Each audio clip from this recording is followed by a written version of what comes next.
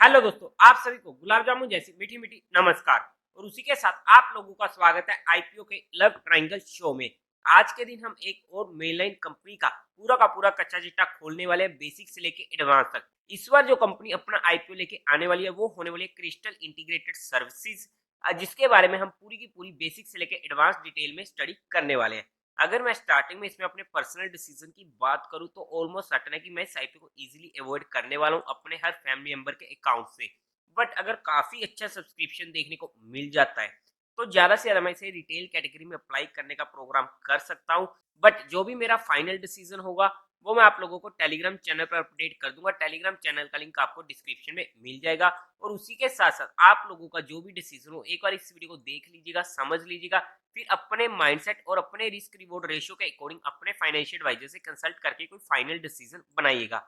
उसके अलावा अगर आप लोगों को म्यूचुअल फंड में या इंश्योरेंस सेगमेंट में कोई भी हेल्प की रिक्वायरमेंट है या आप लोग चाहते हैं कि being a mutual fund distributor हम आपका पैसा मैनेज करने में आपकी हेल्प करें तो आपको डिस्क्रिप्शन में मेरा नंबर मिल जाएगा, आप मुझसे कांटेक्ट कर सकते हैं।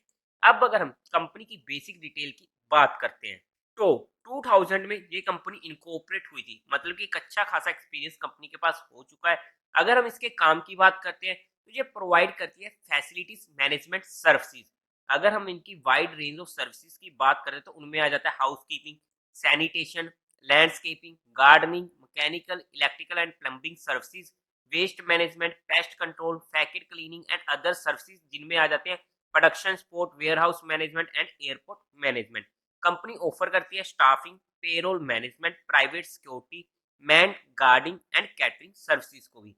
एज ऑफ 31 मार्च 2023 कंपनी ने सर्व किए हैं 134 hospitals, 224 schools, 2 airport and 4 railway station and 10 metro station.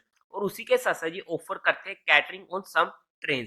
काम वाइज देखते हैं तो एक अच्छा काम होने वाला है, बट इस तरीके का काम नहीं होने वाला है जहां पर हमें एक मोटा सारा प्रॉफिट हो, मोटा सारा रिवेन्यू आए। लाइक कुछ सेगमेंट होते हैं जैसे कि इंफ्रा का हो गया, फार्मा का हो गया या आईटी सेगमेंट हो गया। तो अगर हम उस नजरिए से देखते हैं तो उस लेवल का काम हमें देखने को नहीं मिलेगा। तो हमें यहाँ पर फाइनेंशियल में इनके प्रॉफिट आफ्टर टैक्स मार्जिन में काफी ज्यादा कमी भी देखने को मिलेगी। कंपनी ने सर्व किया 262 customer in 2021, 277 in 2022, 326 in 2023। As of March 31, 2023 company serve कर चुकी है 2427 कस्टमर्स को across 14 state and 1 UT in India. और as of March 31, 2023 company has set up 21 branches to expand its geographical reach. मतलब कि overall में अगर हम इनके नेटवर्क की बात करते हैं तो नेटवर्क भी कंपनी का अच्छा होने वाला है। अगर हम कंपनी के एम्प्लॉयज की बात करते हैं तो 31 2023 के अकॉर्डिंग कंपनी के पास 31,881 एम्प्लॉयज होने वाले हैं working on site in various operation.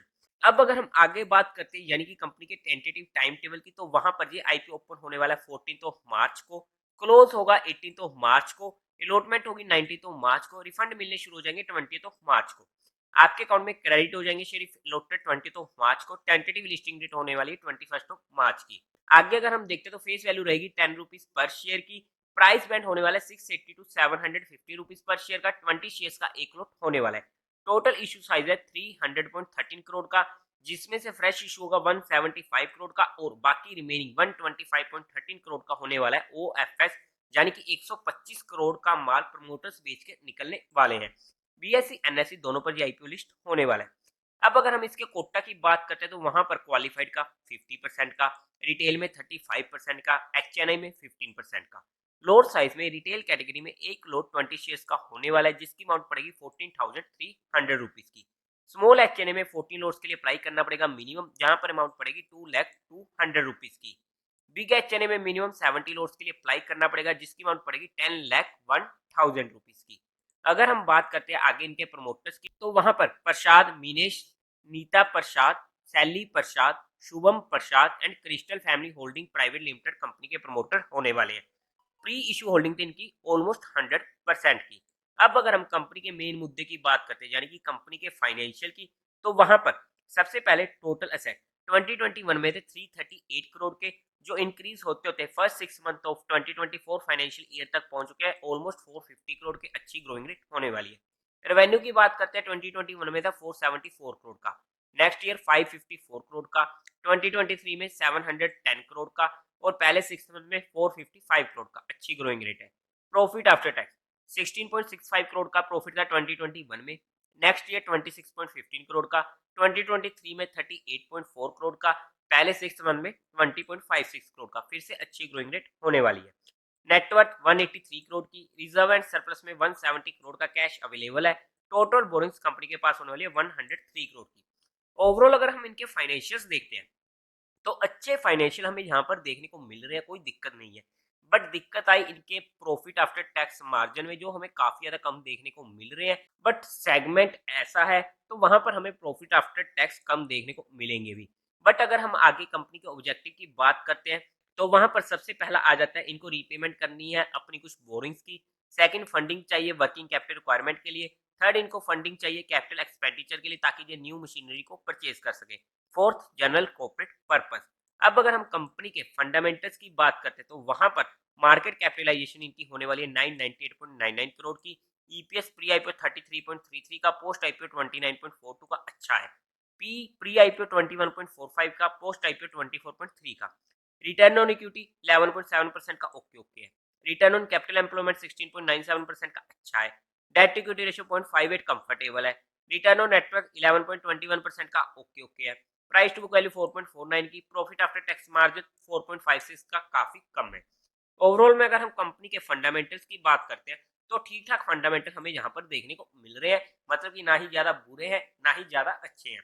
But अब अगर हम कंपनी के पीयर टू पीयर कंपिटिटर्स में जाकर चेकआउट करते हैं तो वहां पर सबसे पहले आ जाता है क्वेस कॉर्प जिसका पी है 30 का, सिस लिमिटेड जिसका पी है 18.54 का, अपडेटर सर्विसेज जिसका पी है 64.65 का। अब अगर हम पीयर टू पीयर कंपिटिटर्स के अकॉर्डिंग देखते हैं तो हमें लगता है कि जहां पर ये आईपीओ सस्ता आ रहा है। अगर हम इस कंपनी की जीएमपी की बात करते हैं तो आज के टाइम पे चल रहा है ऑलमोस्ट 10% के करीब का।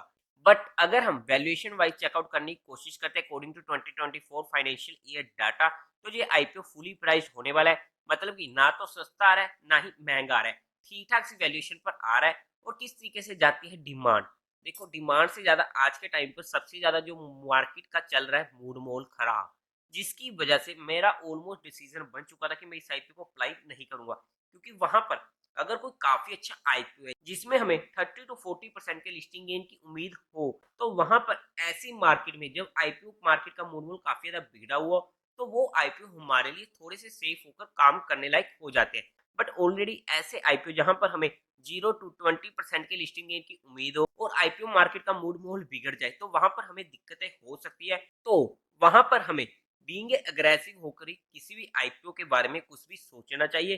बिकॉज अगर जहां पर मार्केट का भी मूड माहौल बिगड़ा है, जैसा कि हमें रिसेंटली एक दो दिनों में देखने को मिल रहा है जहां पर ब्रोडर मार्केट की अच्छी खासी पिटाई हो रही है, तो ऐसे में अगर चीजें यानी कि हमारी स्टॉक मार्केट जहां पर बद से बदतर होती है तो वहां पर ऑब्वियसली आईपीओ मार्केट में भी इसका इफेक्ट देखने को मिलेगा।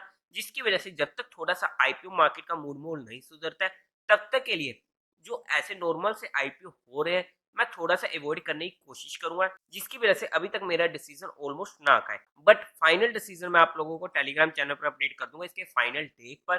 बट हमने यहाँ पर किसी भी तरीके को भी इन्वेस्टमेंट टिप या एडवाइस नहीं दी है, हमने सिर्फ कंपनी को education and learning perspective study किया है।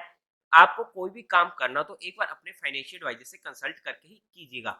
तो देवी और सज्जनों, उम्मीद है आप लोगों को ये वीडियो अच्छी लगी होगी, तो इस वीडियो को लाइक कीजिएगा, शेयर कीजिएगा और साथ ही साथ चैनल को सब्सक्राइब करें। हर हर महादेव।